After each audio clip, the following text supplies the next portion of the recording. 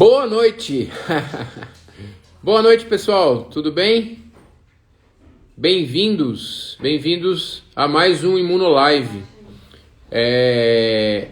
Dando continuidade à sequência de conversas que a gente começou semana passada com o professor Rafael Rezende. Hoje vai ser muito legal porque eu tenho o prazer de ter outro parceiro, outro amigo querido e fantástico cientista, que é o professor José Luiz Modena, professor da Unicamp, e que tem feito um trabalho assim fenomenal com a Covid-19, com o SARS-CoV-2. Ele, além de ser virologista, ele tem um background enorme em imunologia também. Então eu tenho certeza que vai ser um bate-papo super legal. Eu tenho certeza que todos vocês vão achar bastante enriquecedora a nossa conversa de hoje, né? E a gente espera que vocês, obviamente, gostem. Eu vou tentar, ao mesmo tempo que eu converso com o Zé, responder algumas perguntas. Eu admito que isso tudo é muito novidade para mim. Algumas coisas que aparecem no chat eu consigo captar, outras nem tanto. Mas eu vou tentando e a gente vai aprendendo cada vez mais a fazer dessa plataforma, dessa conversa aí, uma ferramenta que joga a nosso favor, tá bom? Então eu vou convidar aqui o Zé Luiz Modena e eu sei que ele já está esperando aqui, a gente começa a conversar assim que ele atender o meu convite. E já atendeu. Fala, Entendi. Zé. Tudo bem, Jean? Você tá me escutando, filho? Tô te escutando bem, querido. E você, como é que você tá? Tudo jóia, cara. Convite de amigo a gente sempre aceita, né? É um Pô, que prazer. bom, que legal. Pô, Cara, tava eu vou te conversando falar, com ele. essas lives, elas surgiram justamente desse isolamento que a gente tem passado, né? E a gente não encontra mais os amigos, e além da gente não falar sobre o que os amigos falam, a gente também acaba não falando de ciência, a não ser por e-mail, né? Ah, um e-mail, faz aquele experimento, faz aquela coisa, pô, e aquele dado, como é. E a gente acaba não conversando no tete a tete de verdade sobre ciência. Então eu começo te agradecendo pra caramba, Zé, por você ter aceitado esse convite, não só pela amizade, mas, porra, você é um cara que eu admiro muito, tem feito um trabalho fantástico, não só você, mas vários outros colegas e pesquisadores aí da Unicamp em relação à pandemia de Covid-19. Eu sei que você é super ocupado, então eu te agradeço bastante aí por você gastar um tempinho conosco nessa noite de quarta-feira. Ô, Jean, é um prazer, filho. A gente tava conversando agora há pouquinho, nem tô acostumado a usar Instagram, que coisa. Mas, mas pra ti eu faço com o maior prazer. E as palavras são recíprocas, viu? Então toda a admiração aí que você mencionou que tem, eu tenho por você também, pelo seu trabalho, pelo que você tem feito, tanto no combate à Covid, mas também lá desde a época do Zika, né? A gente já tem colaborado desde lá de trás. Então, A é gente vai falar sobre isso hoje, com certeza. um Obrigado, prazer. Zé. Obrigado mesmo por ter aceitado. Então, Zé, eu vi que já tem um pessoal que entrou online, eu já vi até que tem aluno da graduação que está assistindo a gente, tem aluno da pós, tem o pessoal que é amigo cientista, tem pessoal que é amigo não é cientista. Então vamos lá, Zé, o que a gente vai conversar hoje é assim, uma conversa super informal de meu parceiro cientista e falar o que a gente trabalhou, o que a gente não trabalhou em relação à pandemia. Claro, você tem um background de virologista, tem coisas que até eu mesmo quero saber de você. Eu tenho que admitir que desde 2016, quando eu entrei nesse mundo dos vírus, para mim foi uma loucura, foi um aprendizado enorme, né? O meu background é justamente o oposto à imunologia, autoimunidade, então longe de patógeno. Então eu tenho aprendido muito mesmo nessa escola, digamos assim, que tem sido a imunovirologia. Então a gente vai bater um papo sobre coisas que você fez no seu laboratório, perguntas que eventualmente apareçam aqui na live, coisas que eu também quero saber a sua opinião pessoal, e a gente vai bater um papo, tá bom? Tá bom, Jean. Oh, para mim vai ser ótimo, cara. E você fala que você, né, tem entrado no mundo da virologia recentemente. Eu também tenho me aventurado cada vez mais, né, a entender essa interface dos vírus com seus hospedeiros, e aí isso passa por entender a resposta imune minha formação não é imunologia, né? Eu tenho aprendido com pessoas como você, aos pouquinhos, né? Porque a grande verdade é que a beleza da virologia acontece dentro dos seus hospedeiros, né? Com E certeza. aí, como eles conseguem fazer desses hospedeiros máquinas de produzirem vírus, né? E Com aí, certeza. realmente é fascinante. Pegando, já vou. Eu sei que a gente fez um roteiro, mas eu já vou quebrar esse roteiro. Já que você Beleza. trouxe essa ideia super legal. Então, assim, ó, vamos filosofar um pouco no começo e falar assim, ô Zé, então, na verdade, não existe evolução, mas sim só coevolução. Você entende o que eu quero dizer? Eu entendo, cara. É coevolution. E a gente está vivendo um momento com variantes aparecendo que se o Charles Darwin tivesse vivo, ele estava soltando foguete.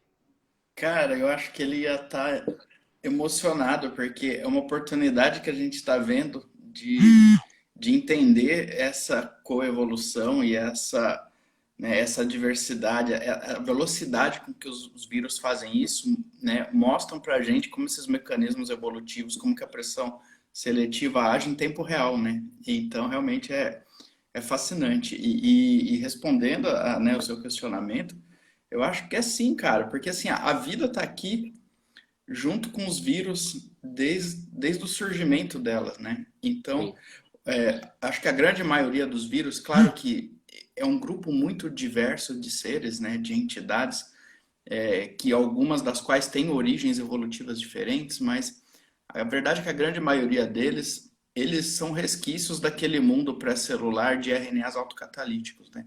Que coevoluíram com as primeiras células desde o surgimento das primeiras células, né? Então, muito daqueles RNAs que tinham atividade autocatalítica fora do ambiente celular perderam a competição por os seres celulares, né? Que tinham uma Perfeito. eficiência muito maior em replicar seu material genético. Mas uma Aham. parte dessas entidades permaneceram em associação com proteínas que protegem esse material genético da degradação fora da célula e Sim. dentro do ambiente contido, né, que tem todo maquinário para ele conseguir fazer novas proteínas, replicar seu material genético, eles coevoluíram com a vida, né? Então a vida está aqui junto com os vírus desde o surgimento dessas duas coisas, né? E São aí bilhões. uma coisa agindo na outra, né? Então é uma coevolução realmente desde o começo. Com certeza, Zé, são bilhões de anos de evolução, né? E É, quando você fala do RNA autocatalítico, né? Só para quem está assistindo a gente, você fala daquela hipótese do RNA World, né? Daquela história do Thomas Cech, não é? Das sim. ribozimas, da autocatálise. Fala um pouquinho para o pessoal. Quando eu li isso a primeira vez, vou ser honesto para você, eu falei assim, não é possível. Não é possível, é isso mesmo. E é mesmo, né? O RNA consegue, então, se agrupar de uma forma, se dobrar de uma forma que ele consegue se auto, né, catalisar e consegue replicar e por aí vai, né? Então, acho que o RNA é uma molécula muito plástica, né? Então, ele tem a capacidade de armazenar informação genética, mas também ter atividade funcional, né? Isso dependendo de domínios estruturais, dado o próprio dobramento dessa molécula, né? Então, ele consegue se replicar, ele pode ter atividade enzimática. Então acredita-se que tenha sido a primeira molécula orgânica autorreplicante que apareceu na história da vida do nosso planeta, né? Isso é uma loucura, né? É uma loucura. É uma loucura. E eu lembro que eu li um paper uma vez, acho que foi um Science de muito tempo atrás, né? A gente precisa falar que a gente é velho, né, Zé? Mas era É, um trabalho que eu lembro que ele falava que a uracila, ela é mais antiga do que a timina, né? sim, então, acho que dentro dessa hipótese, né, que o RNA é mais antigo que o DNA, né? O RNA ele é mais antigo que... Isso é uma loucura, né? É, é muito bonito, né? Eu acho fantástico. Isso para mim foi uma coisa recente, assim. Eu comecei a me interessar por esse mundo faz pouco tempo. Aí você vai cavando, né? Você vai para trás e fala assim, não é possível, que loucura. Sim. Zé, falando em ir para trás e cavando, a gente colocou a carroça à frente dos bois. Tem uma Tá. coisa que eu faço e vou fazer com todas as pessoas que aparecerem aqui. O Zé Luiz veio de onde? Zé, qual foi a escola que você participou? A escola que eu digo é onde você se formou, onde foi sua pós-graduação, onde foi seu pós-doc, por aí vai. Jean, eu gosto de contar para meus alunos que eu acho que eu sou um cara que nasceu dentro da universidade, né? Eu venho de uma família, meu pai era professor acadêmico, né? Ele era Puxa. gastro. Minha mãe trabalhava com organização de concurso na parte administrativa dentro da Faculdade de Medicina de Ribeirão Preto. E meus pais moravam dentro do campus. Então, assim, desde criança, cara, com 4, 5 anos de idade, eu lembro de estar andando no meio dos laboratórios, indo na cantina, sabe? Esse tipo de coisa. Caraca! Esse mundo, assim, ele me permeia desde que eu sou criança. Então, é uma coisa que eu sou apaixonado desde muito novo. Então, foi um caminho muito, assim, uma linha muito reta que aconteceu na minha vida, né? E essas coisas são muito importantes, né? Eu acho que para nossa história, para nossa Sim. formação, né? E você já gostava disso desde muito cedo? Desde muito cedo. A biologia, assim, sempre me encantou, desde a época das ciências, lá Sim. atrás, né? No ensino fundamental, depois no ensino médio, tudo. E aí eu fiz biologia na USP de Ribeirão Preto, na Filô, né? Uhum. Filosofia, Ciências e Letras de Ribeirão Preto, né? Fiz graduação em biologia, né? Eu sou apaixonado pela diversidade de áreas que a biologia te apresenta, né? Então Sim. ela te abre a cabeça. Isso às Sim. vezes deixa a gente meio perdidinho, mas ela tem essa função assim de, né, dar essa formação mais ampla, às vezes não tão direcionada, mas te permite isso. Ó, rapaz, Mas, eu tô vendo meu mas cunhado aqui, ó. Adilson, então, beijo. aí, ó. Mas E, se me permite interromper, eu entendo que você fala que isso pode até abrir demais, às vezes, o horizonte, mas eu sou farmacêutico de formação e eu sempre tive colegas da biologia, porque eu, apesar de gostar de estudar as doenças em geral, eu gostava desse lado evolutivo, porque na minha cabeça eu entendo melhor as doenças se eu entendo os patógenos no seu contexto evolutivo. Você concorda? concordo, meu filho, mas eu acho que o ideal seria a gente ter uma coisa que juntasse esse mundo maravilhoso dos dois cursos, né? Sim, Porque ao mesmo tempo a base química, né, e bioquímica que a farmácia te dá, às vezes a gente na biologia não tem. E isso também ajuda muito a com entender esse certeza, caminho, né, dos patógenos, da interação parasita-hospedeiro. com E vira e certeza. mexe, eu tô aqui quebrando a cabeça para entender coisa básica, mas é parte da nossa carreira, da nossa vida, da nossa formação, né? São escolhas que a gente faz. Eu não me arrependo nem um pouco. Foi um curso maravilhoso. E aí, cara, eu tava no segundo ano e eu conheci um pesquisador que fazia pouco tempo que tinha chegado em Ribeirão, o professor Marcelo Brock, estava trabalhando com bactérias, né? Então ele é um bacteriologista. E eu fui trabalhar na iniciação científica para entender genes de virulência de Helicobacter pylori. Então eu comecei no mundo da microbiologia pela bacteriologia. Pela bactéria. Ixi, ó, comecei fazendo isolamento de Helicobacter de estômago de pessoa que estava com gastrite, úlcera, câncer gástrico, né? Então, a partir de biópsia.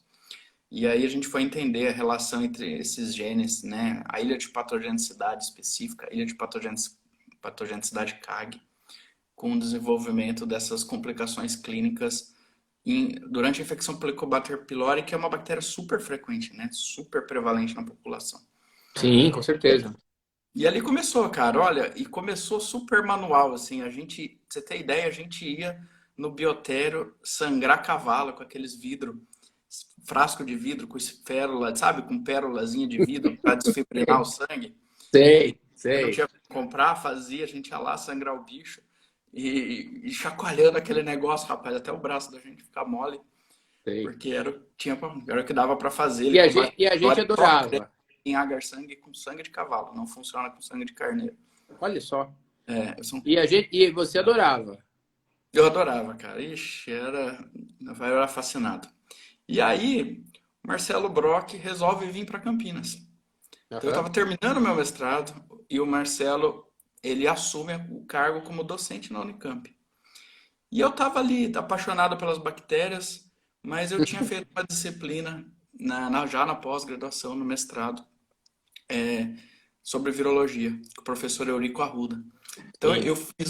fiz a minha iniciação e depois o meu mestrado em bacteriologia e fui, no meu doutorado, trabalhar com vírus com o professor Eurico. E aí Foi uma formação também maravilhosa, né? O Eurico é um cara, acho que você já conhece o Eurico, né, Jean? Ele é um cara fora da curva, assim. Ele é sensacional. Então, nessa loucura toda que foi 2016 e a pandemia de Zika, que vocês me convidaram para dar palestra, o Maurício me chamou para dar palestra, super legal, eu fui lá para BH, conheci o Eurico.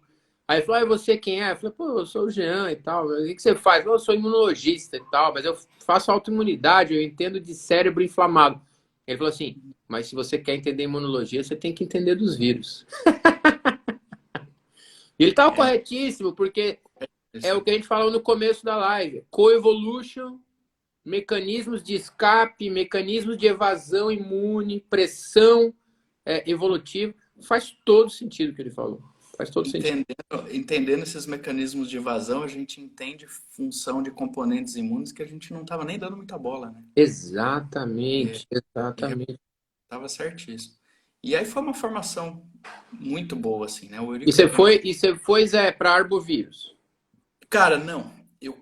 Minha história nos vírus é uma história que não foi também linear. Eu comecei, meu projeto inicial era com vírus sincicial respiratório.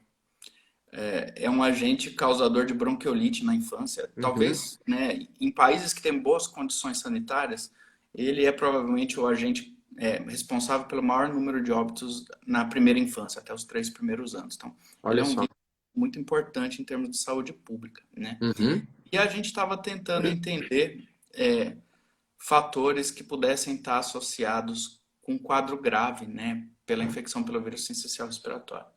Na verdade, a gente ia fazer uma análise serial da expressão gênica na época, usando uma metodologia, né, antiga, baseada em Sanger, chamada SARG, né, que Anja. tinha um kit para isso, né? Uhum. E a gente queria comparar, então, um paciente, uma criança, né, tinha que ter todos os critérios de inclusão, então, que teve uma doença grave comparado com que tem uma doença leve, comparado os dois infectados pelo mesmo, né, subtipo do vírus sincicial respiratório, para a gente não ter um viés viral, Uhum. tivessem co-infecção, porque a gente queria buscar alguma coisa do hospedeiro que pudesse estar associada com doença grave. A verdade é, cara, que eu fiquei quase 3 anos procurando esse cenário e não consegui. Acho que eu isolei, sequenciei, acho que mais de 1.000 amostras, né, de Jesus. pacientes com CCL. Eu não conseguia fechar os grupos, né, que atendesse todos os critérios. E nessa busca, a gente acabou encontrando um parvovírus respiratório que tinha acabado de ser descoberto, que é chamado bocavírus humano, hoje é parvobocavírus humano. E Uhum. aí eu fui estudar ele. Então eu fui estudar patogênese de parvobocavírus, fui estudar tropismo, onde esse vírus vai. A gente conseguiu caracterizar que esse vírus é capaz de estabelecer infecção crônica em tecidos linfóides associados ao trato respiratório superior, Ah, que como tonsil demais. e amígdala. E aí Uhum. eu fiz o doutorado nisso, fiz o meu primeiro pós-doc com, com infecções respiratórias, né? Principalmente esse parvobocavírus, mas aí a gente começou a analisar um pouco a associação dele com co-infecção e foi, né? Então, os trabalhos saindo muito nessa direção, assim, da gente descrever esse cenário que a gente estava vendo de infecções virais Uhum. Uhum. nesses tecidos linfóides do trato respiratório Legal. superior, Ô que é uma Zé, linha eu vou te do pico interromper. continuado. Pode falar. Desculpa Desculpa. te interromper, mas porque eu sei que você está seguindo uma linha cronológica e para mim eu queria comentar uma coisa que eu acho muito legal acerca da sua Claro, claro. carreira. É, eu conheço vários virologistas, óbvio, conheço vários imunologistas. Você mesmo falou que, pô, isolei 1.000 sequências e tudo mais. Mas você é um cara que ele andou na interface entre o genoma viral e o microambiente do hospedeiro, né? Uma coisa que eu queria até aproveitar e te perguntar é o seguinte: é, por que que a grande maioria dos virologistas que eu conheço não se... Não, eu não quero usar um termo, não quero causar nenhum demérito nem nada, mas é uma questão científica. Há uma preocupação enorme com os genomas de vírus, fato, e eles são importantes.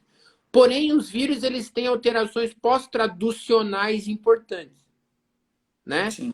Fosforilações, glicosilações, sumoilações. E até um grupo lá do Texas, de Galveston, do Ricardo Horsbaum, mostrou um trabalho super bonito de ubiquitinação de envelope viral, né?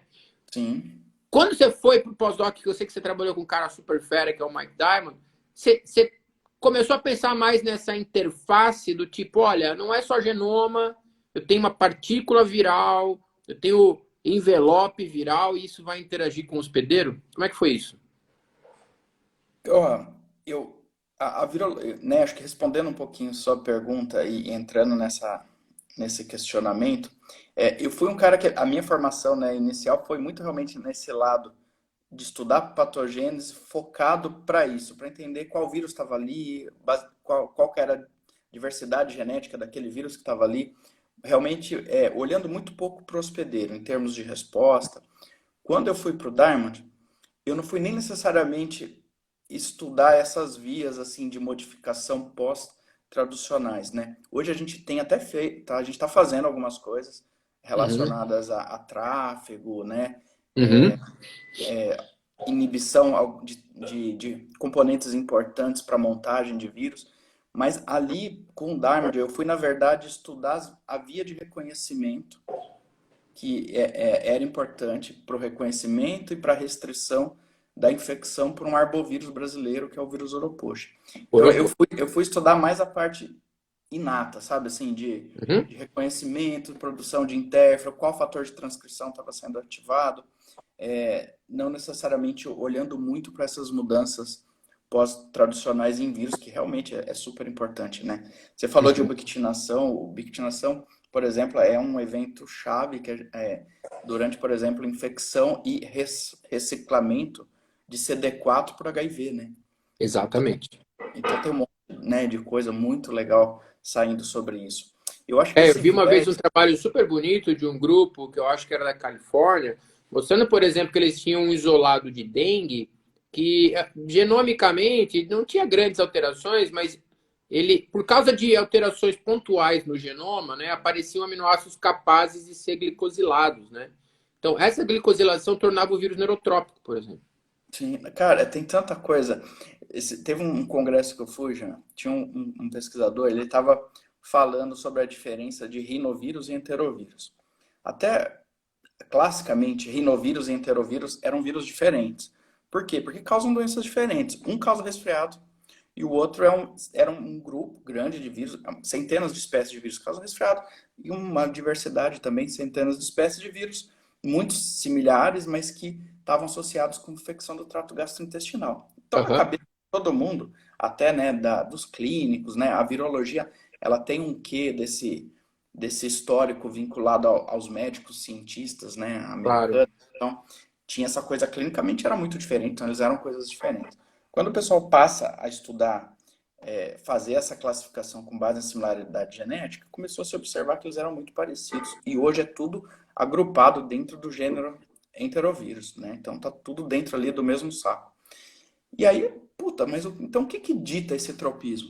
O que que o Uhum. cara mostrou que, por exemplo, você, embora você tenha né, eles são, em termos de sequência de aminoácidos, muito parecidos, eles usam códons diferentes. Então, você tem, de acordo com o vírus, uma disponibilidade, né, utilização de códons que são mais ou menos raros para o hospedeiro humano. E isso vai interferir na velocidade da tradução e no dobramento das proteínas virais. E isso faz com que o vírus seja ou não resistente ao pH ácido do estômago. Olha que doideira, né? Loucura. Não, É loucura. quando eu Então, fui. assim, E realmente são fantástico você coisas. falar isso também, Zé, porque, de novo, nesses meus estudos, para entender um pouquinho melhor o vírus, você acaba estudando biologia celular e tudo mais. Então, quando eu descobri que populações celulares diferentes têm códons de RNA transportadores diferentes em abundância, eu falei, o quê? Como assim? Então quer dizer que o RNA transportador que põe, sei lá, o aminoácido prolina no fibroblasto é muito mais abundante do que no cardiomiócito. E existem essas peculiaridades, né? Eu achei Existe. isso Então, assim. e essas particularidades podem ser hospedeiro específico, pode ser tecido específico, pode, né? Então isso dita tropismo, de acordo com o que está ali contido no genoma do vírus, né? Exatamente. Então, quer dizer, a disponibilidade de RNA transportador pode Manda em tudo. afetar o processo de dobramento, de empacotamento de vírus, né? Então, é muito legal, assim, É muito legal. E são muito vai de novo ao interessantes. encontro da ideia inicial da live, que é coevolution. Sim, é uma coevolução constante. A gente está vendo acontecer para a SARS na nossa frente. Exatamente. Mas, Para a gente terminar essa primeira parte, Zé, da sua formação, como é que foi trabalhar lá com o Diamond? Pô, um cara que ele é um dos maiores nomes hoje de virologia, de resposta imune em vírus. É, a época, de novo, em 2016, quando a gente começou a trabalhar com Zika, a gente brincava até no lab e falava assim, saiu mais um Nature Diamond, né? Porque realmente ele publicava pelo menos um ou dois grandes papers em grandes jornais por ano, né? Eu sei que você colabora com ele até recentemente. Vocês publicaram agora aquele Lancet Microbes seu, ele é um colaborador. Como é que foi essa experiência de trabalhar lá e depois voltar para o Brasil e se tornar PI? Jean, ó, então, né, eu estava terminando o meu pós-doc, né, eu queria ir para o exterior. A minha esposa é pesquisadora, ela é imunologista, Ela é né? imunologista, sim. Ela estava acertada para ir trabalhar com o Marco Colonna. Eu falei, nossa, Olha só que legal. eu preciso achar alguém aqui na OXU, né? E, cara, na OXU, né, tem muita gente boa, inclusive na área de virologia, né? Tem o Herbert Virgin, agora tem o Chan, tem muita gente boa, mas a hora que eu olhei, eu falei, não, cara, eu quero trabalhar com o Michael Diamond.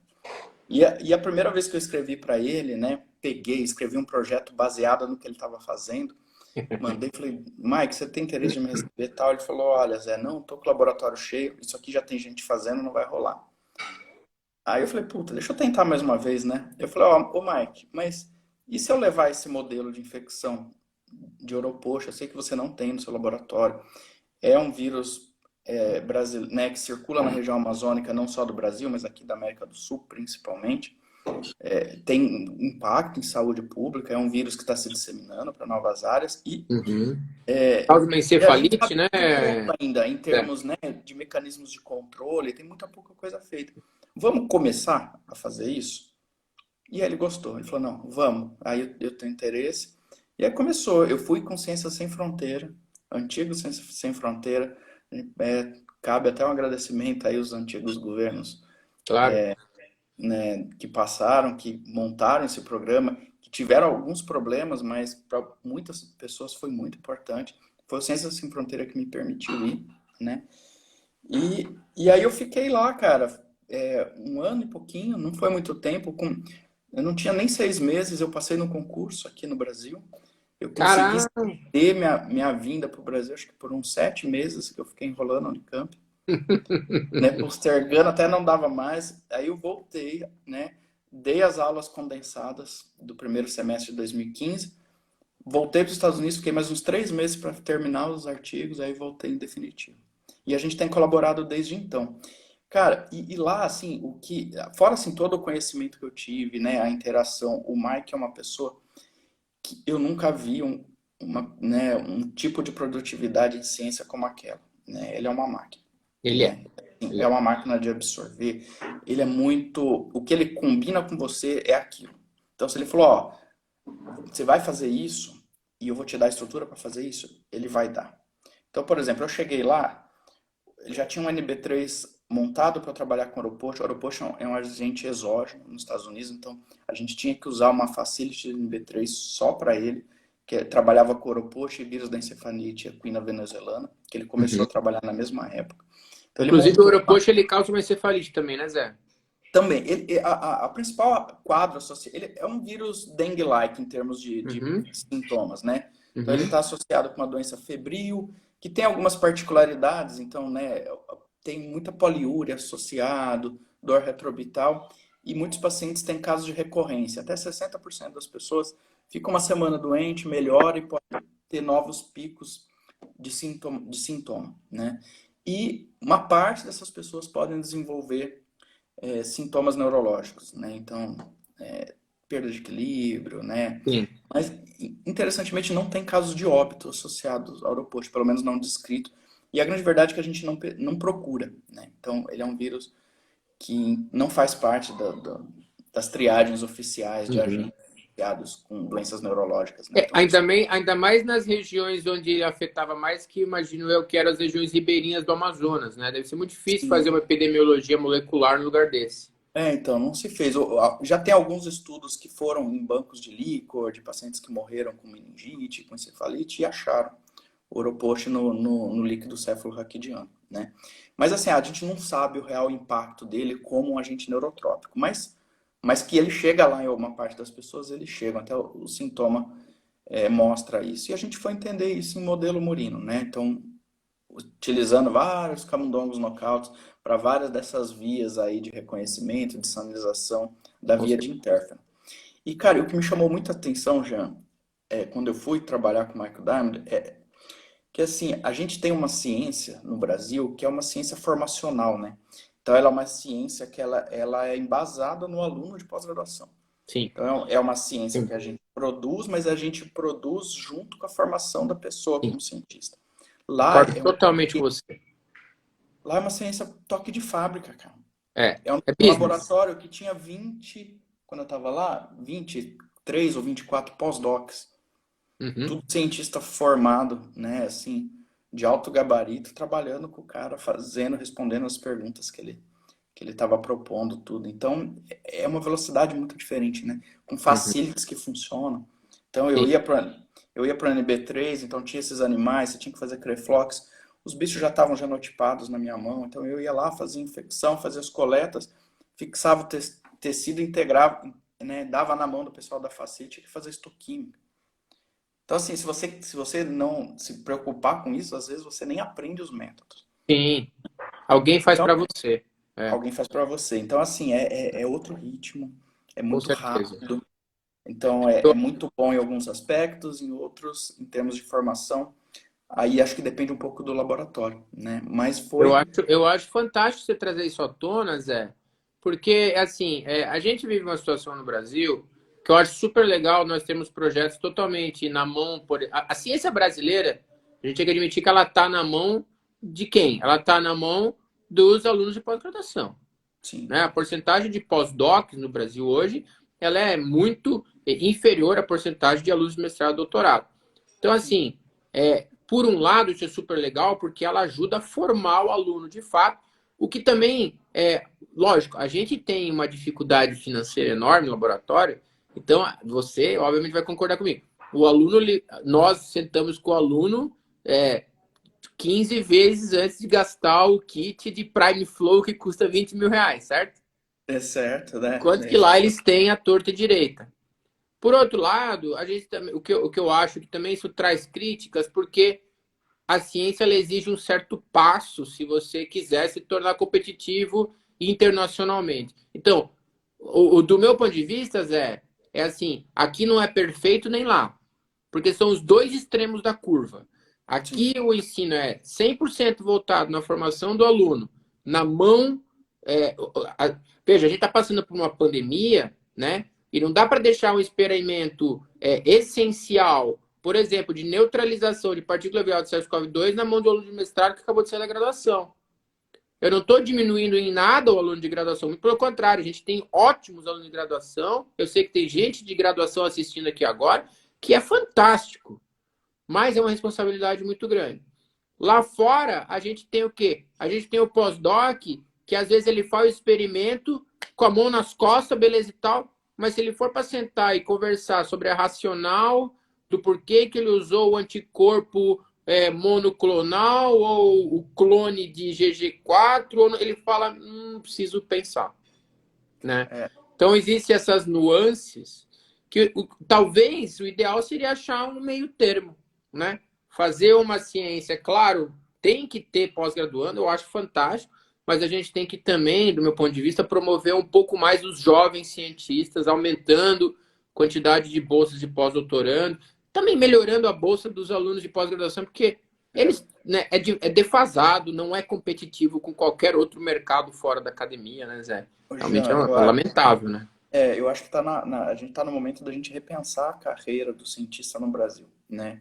Eu acho que passando pela discussão da melhora da pós-graduação, né, em termos de valorização dos estudantes, mas também assim de regularização da pós-graduação, principalmente do pós-doc, como um trabalho, sabe? Sim, sim. Cara, as pessoas estão lá trabalhando, se expondo a Então, vírus perigoso, então, entrando no laboratório nível 3, né? então, E não são reconhecidos na sociedade por isso, né? Porque às vezes a sociedade nem entende o que a não pessoa está entendo, não fazendo. entendo. Ela acha que a pessoa está sentada atrás do computador ou com um livro aberto estudando o dia inteiro. E não é assim, né? Então, Concordo com vocês, é. acho que passa por isso, da gente ter cargos de pesquisador assistentes, né? Ligados às universidades, Sim, né? sim. Estimular que as empresas, né, façam pesquisa e absorvam esses profissionais, porque, cara, é isso que faz a diferença. É isso que fez os Estados Unidos ser a potência que ele é, né? Exato. Tem duas coisas a mais que eu queria adicionar a essa conversa. E eu concordo com você plenamente. A gente até saiu da ciência, já foi pro lado É, ciência social, whatever, I don't care, mas que eu acho que é importante para quem está ouvindo, até para opinar uma hora mais para frente. O vídeo vai sair no YouTube, então comenta lá embaixo, sabe? Eu acho super importante. Eu tenho duas coisas a adicionar que eu acho que são. Eu queria ouvir sua opinião, sabe, Zé? Eu tenho um problema enorme em entender que no nosso país 100% da ciência biomédica é fomentada pelo governo, seja estadual ou federal. Eu não consigo conceber isso, por vários motivos. O exemplo prático de que essa não é a melhor saída, se a gente for na escola de engenharia, por exemplo, que tem um histórico fantástico de pegar alunos recém-formados e botar no mercado de trabalho, eles têm uma colaboração público-privada fantástica.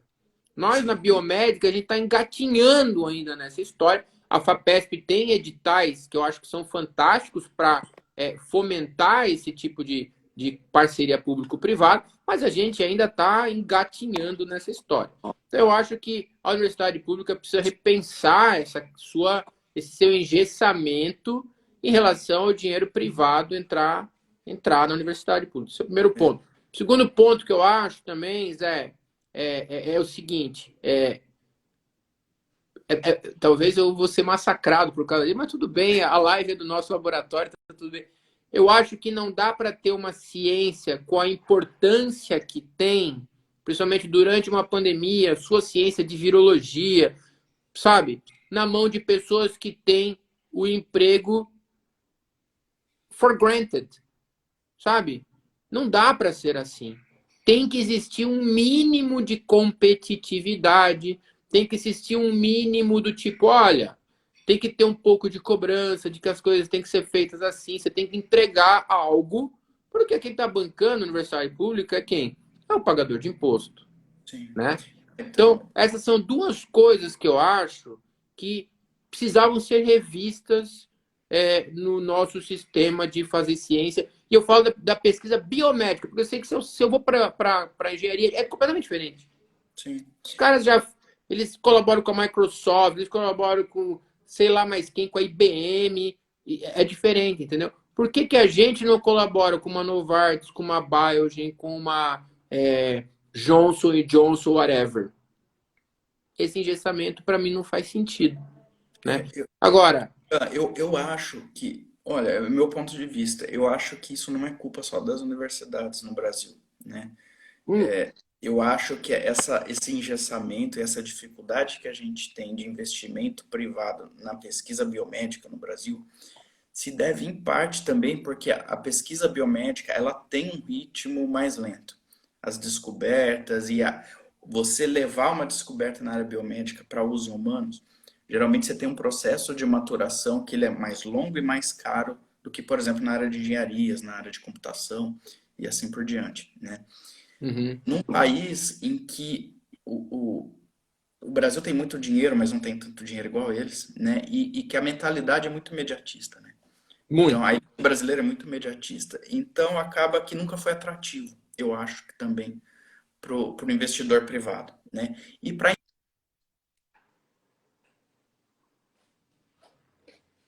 a gente tem algumas condições em termos de pesquisas aqui que são legais quando a gente compara lá fora, né? Que tem alguns atrativos, mas mesmo com esses atrativos, é ainda caro fazer pesquisa no Brasil É, e o ritmo é mais lento.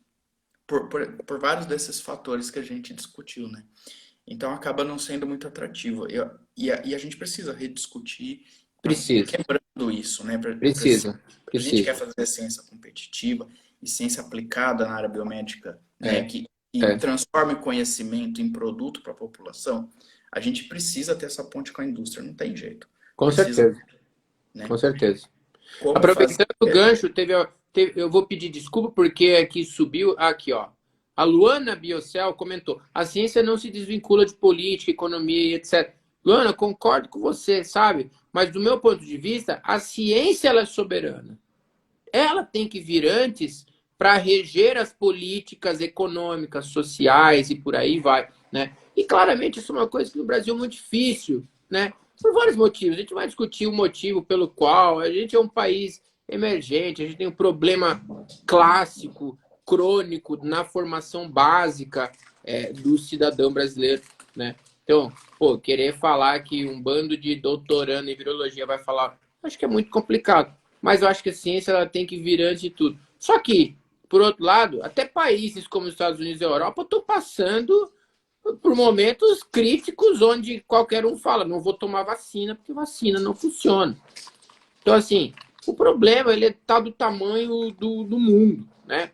Então, existe a desinformação, existe a falta de investimento. Realmente é uma situação super complicada, né, Zé, que a gente vive no dia a dia.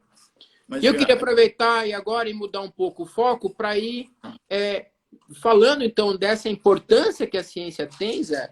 Você tem feito um trabalho fantástico, não só você, vários outros colegas e cientistas da Unicamp que eu admiro muito. Então, você, o Daniel, o Pedro, o Henrique, o Alessandro, é uma galera que, fizeram não sei quantos mil testes de diagnóstico na Unicamp, publicaram papers em revistas importantes mesmo com todas essas dificuldades, né? Mas vamos deixar as dificuldades de lado um pouquinho e vamos falar de ciência, Zé. Zé, eu acho que o pessoal que está interessado em saber, tem várias coisas que a gente pode falar, né? Sobre vacina, sobre variante. Mas eu queria ouvir de você o seguinte: eu não vou. A gente pode ficar filosofando sobre a pandemia vai acabar, não vai. Cientista que se preze não dá previsão, certo? Porque biologia é imprevisível e a gente não vai falar que a pandemia vai acabar mês que vem, tampouco daqui 2 anos, porque não é assim que funciona. Do meu ponto de vista, tem um cientista que fala assim, precisamente que a biologia vai ser desse jeito. Nem experimento funciona assim, né, Zé? então, Mas enfim. a biologia está baseada na seleção natural, né? E ela não é linear, então é difícil. Exato. Então é um erro. Mas há algumas coisas que eu acho que são importantes de serem discutidas. Eu queria discutir com você, por exemplo, a variante Delta. Né? A variante Delta apareceu, ela está com essa mutação nova, que eu vou até ser honesto, eu não sabia, mas é uma mutação no spike de prolina para arginina, e eu fiquei pasmo com o trabalho que mostrou que a partícula viral já sai pré-ativada da célula, né? E para entrar na outra parece que é mais fácil. Zé, você como virologista, com baita background imunologista também, o que você acha disso aí? Ô, meu filho, Desculpa te jogar na fogueira, mas vamos discutir. não. Então, essa variante Delta, essa mutação específica, ela meio que deixa pré-exposto o domínio de fusão, né? Facilita o processo não só de reconhecimento, mas de fusão do envelope do vírus com a membrana, né? E aí isso torna o processo de ligação e de entrada muito mais eficiente. Então, isso culmina com maior produção de vírus, facilita, né, a pessoa, ela vai se infectar aquela mesma amostra que tinha uma carga infectante X, então se aquela amostra tiver delta, a maior porcentagem daqueles vírus ali vão conseguir entrar em células do hospedeiro. Isso, né, leva um processo de produção maior de vírus por aquela pessoa e culmina também então com o fato que ele vai soltar mais vírus no ambiente, né, e aumenta a chance daquele vírus se disseminar para Perfeito. outras pessoas. Então aquele fator R para essa variante é maior, né? Então aquela taxa em que uma pessoa Infecta infectar outras. é maior do que para as originais. Acho que está quase batendo de 6 a 8, né? Comparado com 4, 3 E das originais. das B, né? Da P1 também. Da P1 Concordo. também. Perfeito, Zé, concordo com você totalmente. Mas aí eu queria provocar a discussão, porque às vezes a gente se sente meio balizado de não poder discutir o que acha. E aqui a gente está discutindo ciência, é verdade, se não é, não importa, né? A gente quer discutir ciência. Então, assim, ó, eu queria ouvir sua opinião no seguinte. A variante Delta, ela sofreu essa mutação no spike, que realmente ela é mais infectante.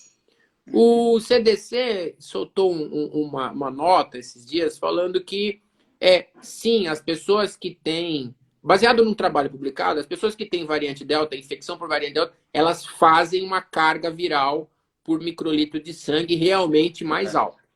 E o CDC também falou que a doença é mais grave. Eu tentei buscar os trabalhos que falam que a doença por Delta é mais grave. Zé, pensando na coevolution que a gente descobriu até, que a gente discutiu desde o começo, o vírus não quer matar o hospedeiro. Porque se o vírus mata o hospedeiro, ele está fadado ao desastre. Esse é o lado bom e ruim do Ebola, por exemplo, certo? Ele mata rapidão, acabou e beleza. Esse reporte de que a doença da Delta é mais grave, você acredita nisso? É nesse caminho mesmo? Você acha que a Delta está causando uma doença mais grave mesmo? A gente precisa ficar mais preocupado?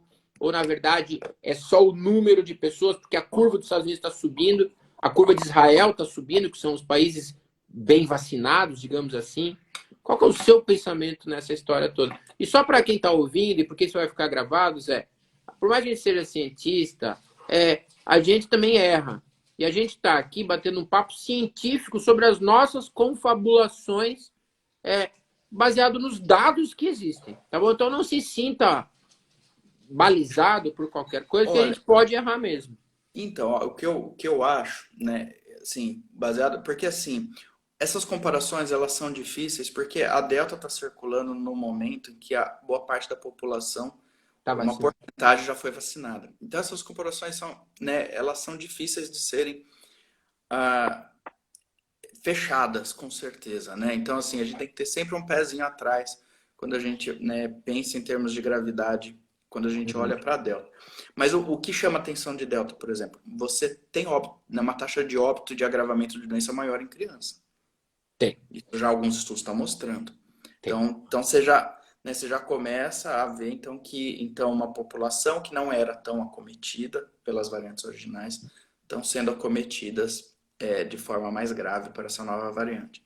A mesma coisa jovens, né? Então a taxa também de agravamento em jovens é um pouco maior, né? Pela variante Delta, né? Sim.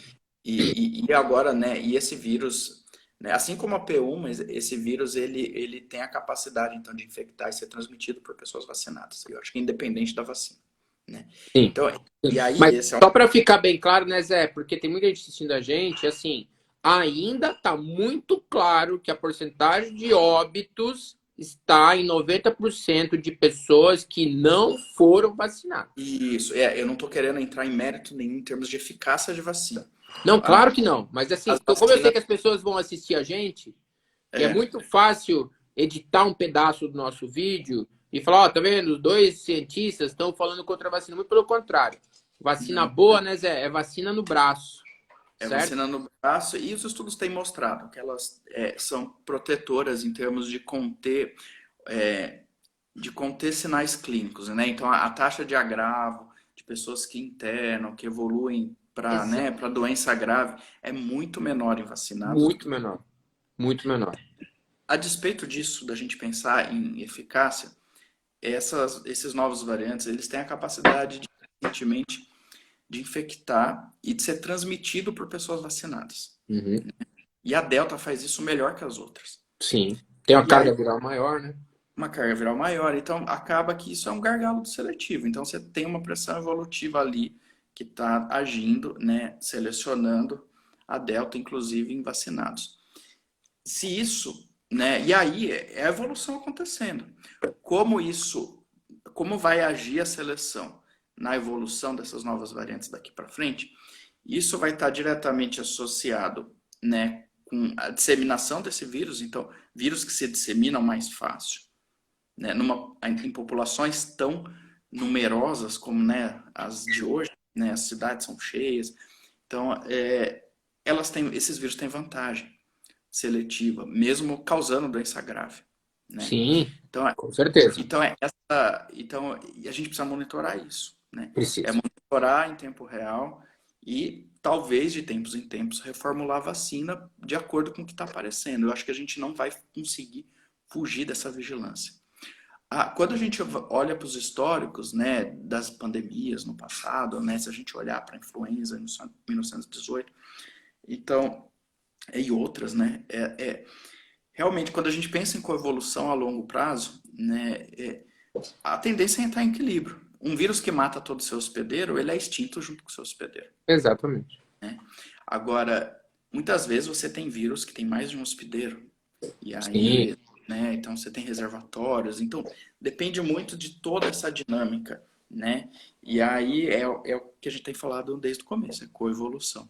Então, coevolução. a tendência, o que a gente observa na maioria das vezes, é um equilíbrio, né? Então, você, a partir da introdução de um novo vírus numa espécie, num novo hospedeiro, como a gente está vivendo aqui, você, né, a gente observa que você vê o primeiro vírus que chegou, ele tinha uma capacidade de transmissão, de causar doença, já uma proporção grande de doença grave. Ele não era tão efetivo em termos de transmissão. Então, foram aparecendo novas variantes muito mais transmissíveis, né? Sim. E essa virulência ela não diminuiu, né? Ela se manteve até aumentou. A gente espera e a tendência é que essa virulência diminua com o tempo, né? A gente observa isso em outras pandemias, até porque uma parte da população vai entrando em contato com aquele agente, então você vai gerando uma resposta imune contra aqueles agentes que entram em contato antes. Essa resposta imune pode não né, abolir totalmente a replicação em caso de reinfecção, mas ela acaba tendo um efeito cruzado Sim, protetor em termos de doença. sim, Então, a sim, tendência de abrandamento, né? sim. Mas assim, é uma história que está sendo contada na nossa frente. Quanto tempo vai durar? Geralmente essas pandemias, né, de vírus respiratórios, geralmente é 2, 3 anos, né? Então eu acho, é minha opinião, em termos assim, impacto em termos de doença e com a introdução da vacinação em massa, né, que a gente tem feito, eu acho que a gente está para enfrentar mais uma onda e depois a tendência é diminuir, pelo menos é o que eu espero. Interessante. Legal você falar isso, Zé. A gente está com o comentário aqui do nosso amigo Daniel, que falou que acabou de ver você na Globo e que agora está vendo você aqui. É óbvio que a Globo tem muito mais glamour. Ah, que isso, cara. Acho que foi uma entrevista que a gente deu ontem, falando justamente do nosso trabalho já. Ah, Nosso, é? nosso trabalho junto, eles foram lá para conversar sobre o Guest Six. Que legal. Então conta aí pro pessoal. Abraço, Daniel. Pois é, Zé. A gente teve, pô, eu acho que essa nossa parceria foi super legal, que a gente começou lá em 2016, 17, com essa história do Zika vírus. Conta aí um pouquinho do que é o Guest Six para quem está assistindo a gente. Eu sei que a Lilian, eu não sei o João, mas o João e a Lilian são os primeiros autores desse trabalho, que foram 4, 5 anos de trabalho, né, Zé? Eles Foi. trabalharam muito, foi super legal. E a gente teve o trabalho publicado na Brain Behavior Immunity, que para nós, né, Zé, cientistas brasileiros que, né, trabalhamos aí forte, às vezes com todas as dificuldades que a gente conseguiu colocar num jornal super legal, né? Super legal. E assim, fruto de pesquisa colaborativa, que assim, ó, na minha visão, eu acho que é um jeito da gente tentar ser mais competitivo, né? Com Então, certeza. é juntar força, fazer pesquisa colaborativa, juntando expertises, né? E essa história do Zika, cara, começou com uma palestra que você veio dar na Unicamp, lembra disso? Você Lembro, veio, lógico que você veio dar uma palestra falando, inclusive, né, do estudo que vocês fizeram, caracterizando o quadro, né, de restrição de crescimento em modelo de camundongo, usando o camundongo SJL.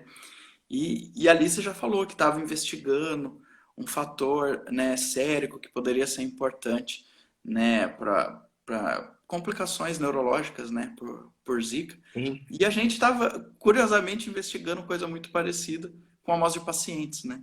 Aham. E a gente conversou, resolveu juntar esforços e o trabalho ficou muito melhor, né? E Ficou aí eu... maravilhoso. Óbvio que a gente é suspeito, Mas eu vou contar. Eu lembro perfeitamente desse dia que eu fui dar a palestra na Unicamp. Eu fiquei muito honrado com o convite. Eu lembro que o instituto estava lotado, né? Foi uma super responsabilidade para mim falar do nosso trabalho. Foi super legal, uma plateia super seleta. Eu lembro que a gente conversou um pouquinho, mas para mim foi mais interessante quando a Lilian, que é minha, à época, aluna de mestrado e agora de doutorado, obviamente que a gente sabia do seu know-how de virologia e a gente te convidou para ser banca, né, do mestrado dela.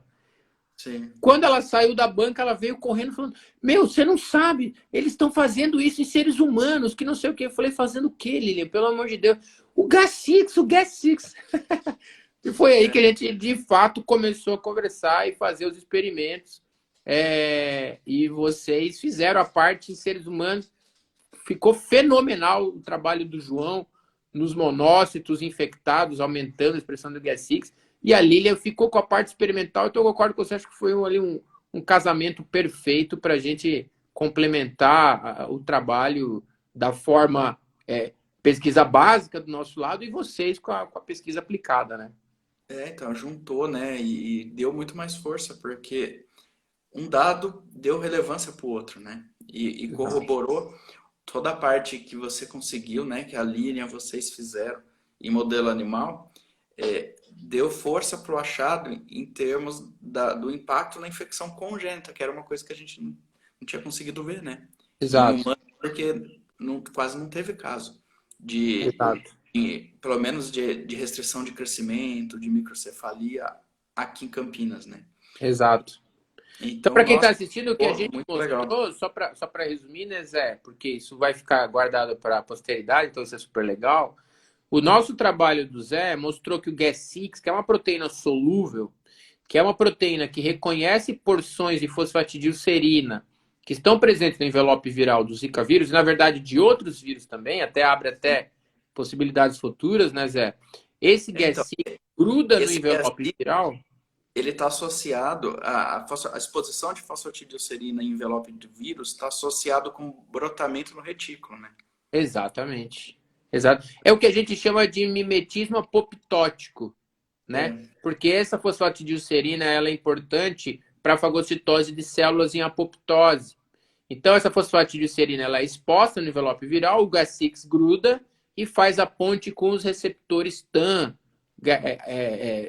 Thyro3, MER e AXL, por exemplo. Né? E sim. a gente mostrou, o grupo do Zé mostrou muito bem, o João mostrou muito bem nos experimentos dele. Não podemos deixar de mencionar o Fábio Costa, claro, Sim, né, que também está envolvido sim. no trabalho conosco, e mostrou que os indivíduos adultos que se infectaram com Zika e desenvolveram um quadro neurológico, né? Não é gravidez, não é gestação, são indivíduos adultos, eles têm mais Gas6 circulante, os monócitos deles fazem mais Gas6. E além do E a Gas6 fazer essa produção ponte. depende do vírus, né? Que é muito legal. O vírus induz a própria produção do Gas6, né? Exatamente. Coevolution, né, Zé? É, Coevolution. E além do sim. Gas6 fazer essa ponte para a invasão viral, o Gas6 também suprime a produção de moléculas importantes da resposta antiviral, que são os interferons do tipo 1. Né? Então, o grupo do Zé mostrou isso muito bem em amostras clínicas humanas, né? E a Lília, minha aluna de mestrado à época, falou assim: Poxa, mas se isso for verdade, será que se eu recapar o vírus com Gas6 e injetar na fêmea de camundongo prenhe, eu tenho mais síndrome congênita? Não deu outra, né? O vírus passou mais facilmente pela placenta, atingiu mais facilmente o feto e causou mais síndrome congênita. Então, para nós foi super legal trabalharmos juntos, trazer esse conhecimento e coloca o Gas6, né, no outro patamar, né, Zé? Coloca o Gas6 como um alvo ali, Um alvo. terapêutico, ou seja, que for, né? E não só para a Zika, né, Jean? Porque esse mecanismo de mimetismo apoptótico pode ser usado por outros vírus da mesma família, né? Então, oeste do Nilo, próprio Dengue. dengue, né? Mas eu acho que assim, bonitinho como a gente mostrou, eu acho que o nosso é o mais bonito que está na literatura. Eu Mas também estou super suspeito. Eu ah, fico super feliz desse trabalho, foi super legal. E também a gente tem que agradecer a Carla Hoffling, né, que é pesquisadora da isso. Yale, que foi super legal. Ela recebeu a Lilian no laboratório um tempo, a Lilian fez os experimentos. Algumas hipóteses do trabalho não deram certo, mas como você começou falando lá atrás, ciência é resiliência, você tem que fazer de novo, e fazer de novo, fazer de novo. Uma hora dá certo, aí você repete, deu certo. Fala, beleza, agora a gente está pronto para mostrar que isso é uma verdade Sim. biológica que pode ser quebrada em um contexto diferente, numa infecção diferente e por aí vai, né? É isso que dita a ciência. É hipótese e resposta de hipótese baseada em experimentação, né? Às vezes Exatamente. a gente até conclui errado baseado na experimentação, mas é assim que vai sendo construído o raciocínio científico, né? Com Um certeza. Você tijolinho sabe? sobre o outro. E a gente precisa, nesse trabalho, também enaltecer o pessoal de Singapura, né? Do Ah, Estado claro. da Ing, que foi, pelo menos ali nosso, que foi o primeiro dado que chamou a atenção do Gas6. Foi um estudo que a gente fez com ela, porque a gente fez uma caracterização, né, de mais de 30 fatores séricos em Sim, pacientes graves e não graves por Zika. Né? A gente até contou uma primeira história publicando o impacto dos mediadores inflamatórios, mas sim. ali já apareceu o Gas6, né? E aí a gente, a partir dali que a gente resolveu investigar mais a fundo. Então você vê, foi uma colaboração, né? 4 grupos, 5 grupos muito importantes, né? Para contar uma história, né? Então, Com o certeza. Jean, eu, o Fábio, né? A Lisa, a Carla, né? De instituições tão fortes, trabalhando junto para contar uma história bonita dessa. Com Ciência certeza. Foi super legal. colaboratória, Acho que para a gente cientista, a gente tá, já que a gente está, na verdade, aqui num papo super informal, né? A gente fica, obviamente, super feliz com uma realização dessa. Claro que não é um paper na Nature, não é um paper na Nature, mas é um trabalho de alunos de pós-graduação que se dedicaram 5 anos, de outros cientistas que se dedicaram 5 anos, que gastaram dinheiro e que acreditaram na ideia e que uma hora falaram assim, não, ó, é isso aí mesmo. Não é que essa molécula faz isso aí mesmo. E está né? publicado e está aceito. E foi super legal, né? A gente não pode deixar de esquecer agradecer a FAPESP, que fomentou. Eu, particularmente, tinha um auxílio regular só para esse projeto de Gas6 e Axel. E, poxa, entregamos o que a gente se comprometeu a entregar, né, Zé? É isso. Sim, com muito Zé, mérito. Fala, querido. super legal essa conversa, a gente já tá 1 hora falando. Eu ficaria horas Já mais. passou 1 hora, cara. Ixi, eu nem percebi. Pois é, até pela saudade, na verdade, de conversar. Verdade. A gente precisa marcar uma, né, Jean? Precisamos tomar uma cervejinha, bater um papo.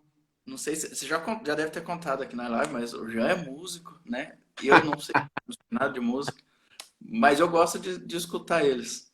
Então, quando eles tocam, cantam, tomando uma cervejinha, escutando eles, precisamos marcar outra dessa. Pô, precisamos, Obrigado, querido. Pô, o Daniel, obviamente, que estava aí, é o Ah, o baterista. Daniel, Tem Daniel, o baterista. Marcelo Mori, o baixista. O Marco Vinolo, o guitarrista. O Henrique é o vocal. E o Alessandro é o nosso manager, a gente fala. A Olha, gente fez rapaz, um show lá na praça da praça lá da Unicamp, que foi fantástico. A gente se divertiu muito e com certeza a hora que a pandemia der uma sossegada, a gente vai a gente vai tentar fazer mais um show desse. até Zé, um para show terminar, cara, da Imuno também, né, cara? Foi bom demais. Você lembra desse? claro, lógico, Esse foi bom também. lógico, lógico. Foi super legal o evento lá do Maurício, lá em São Verdade, esse eu não fui, cara. Preto, você não foi super legal. Aliás, a gente está conversando aí, quem sabe a gente faz mais uma vez, né, Maurício? Maurício também, pô, cara, foi fenomenal. Eu ainda não o convidei, mas fica aqui o convite oficial, então, para o Maurício também participar de uma live dessa, para contar aí todo o trabalho dele que ele tem feito lá na Famerp, né? Você sabe, eu tenho Trabalho feito brilhante essas coisas de do uma Jean. forma tão amadora, Zé, que eu tenho pensado assim, pô, esse aqui é um cara meu fera, pô, esse aqui é uma amiga fera, é cientista, então eu tenho pensado assim, super informal. Eu acho que essas conversas têm sido super legais e tô com a pretensão de continuar isso aí por um bom tempo. E vamos ver. Eu acho que o pessoal tá gostando. Pelo menos com o Rafa lá, semana passada foi super legal. Com você tá sendo super legal. Eu vi que tem aí um pessoalzinho segurando a onda assistindo a gente desde o comecinho. Então, Então, cara, é isso meu aí. primo tá aqui, ó. Beijo Tô pra você. vendo aí, ó. Tá falando que você tá famoso. Ah, cara, tô nada. Se desse dinheiro, então tava bom, cara. O Zé é Famoso cada vez famoso mais pra pobre. caramba. O Zé é famoso porque é um puta cientista, tudo bem. E ainda quando os caras me mandam o zap perguntando, ô professor, precisava fazer uma entrevista sobre vírus, eu falei, não, fala com o Zé Moda, não fala com o Zé Moda. Eu ando fugindo, viu, de algumas que, cara, a gente precisa, né? Esse exercício É, com de certeza. qualitar o que a gente está fazendo é muito importante, porque tudo que a gente faz com dinheiro público, Super, né? super. Esse exercício que você está fazendo aqui é muito importante, até para humanizar a ciência, né? Humanizar o cientista, trazer para perto das pessoas que não estão Com nesse meio. certeza, Zé. Todo mundo pode fazer e chegar lá, né? Muitas vezes o que faz a gente estar aqui hoje na nossa posição é a nossa história de vida levou a gente a estar Uhum, aqui, né? Às uhum, vezes para alguns, para outros é mais difícil, é mais fácil. Todos nós temos as nossas dificuldades, né? uhum. E todo mundo pode um dia, né, se apaixonar e querer ser um cientista, né? Com certeza, Zé. É uma carreira longa, depende de muito esforço, né? Mas É, é totalmente possível. mas é uma carreira que a gente se diverte, né? Se diverte. Eu sempre falo para meus alunos assim, quando, né, chega um aluno de graduação, fala, eu estou pensando em fazer pós-graduação, mas será que eu devo? Né, o mercado não absorve. Eu falo, gente, a pós-graduação e a carreira de cientista, ela tem várias barreiras. E a barreira financeira é uma delas, a gente não Com pode medir, certeza. né? O mercado é difícil. Mas ela tem uma coisa que acho que nenhuma outra carreira dá, que é o fato de você poder investir em você e no que você gosta. Com certeza. Não é? Então, a Com gente passa certeza. a carreira investindo, estudando o que a gente gosta, escolhendo os caminhos que a gente quer trilhar, respondendo as perguntas que a gente acha relevante, dentro de um cenário colaborativo, né? Que a gente tem Com pessoas certeza. pensando parecido, abre as portas para a gente conhecer lugares do mundo diferentes. Então, nesse ponto, a ciência é muito bonita, muito, né? Ela aproxima demais. Sim, Eu brinco com os meus amigos, com meus alunos, que a música e a ciência, porque eu sou músico, ela tem muito em comum. Porque a ciência, assim como a música, elas são línguas universais. Não importa quem você seja, não importa de onde você vem, não importa o que você acredita. A ciência e a música, elas aproximam quem quer que seja, sim. não é? Eu concordo, meu filho. Nossa, olha aqui, Show de bola, Zé. tá assistindo lá dos Estados Unidos. Beijo. Ah, que legal. Zé, eu queria terminar te agradecendo, meu, foi fantástico, velho. Se eu pudesse, eu ficaria mais, 2 horas falando com você. Você é uma pessoa, extremamente gentil, além de ser um puta cientista. E, foi animal.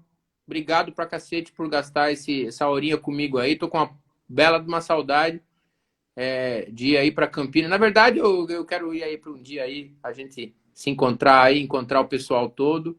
E te agradeço muito por você gastar esse tempinho conosco aí. Vem sim, Jean, vai ser um prazer, meu filho. Saudade de você também. Foi um prazer participar, viu, gente? Ó, boa noite para todo mundo. Beijo grande. Maravilha. Todos bem. Se cuidem.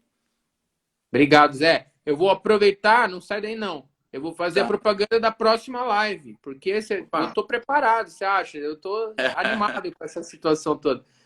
Apesar de que na quarta-feira que vem eu já tinha um evento marcado há muito tempo, daqui 2 semanas a gente vai voltar para essa live. Eu vou ter o prazer enorme de receber a minha amiga, pesquisadora Karina Bortolucci, pesquisadora da Unifesp, fera da piroptose, fera da IL-1, fera do inflamassoma, e que também está fazendo agora neuroimuno, Zé. Que está trabalhando também com astrós, está trabalhando também com Zika, e ela topou. Então vai ser super legal daqui 15 dias a gente fazer essa live com a Karina e conversar um pouco com ela sobre ciência, sobre o que ela está fazendo, sobre o que ela não está fazendo, e por aí vai. Beleza? Vai Zé, arrasar. queridão. Oi? Ela vai arrasar. Já Ah, a tô Karina é doido para fera. assistir. Com certeza. Querido, brigadão demais. Foi super Tchau. legal. Pessoal, todo mundo que ficou aí assistindo a gente até o final, obrigado pra caramba. Espero que tenha sido muito enriquecedora essa nossa conversa. E até a próxima. Beijão. Tchau, tchau.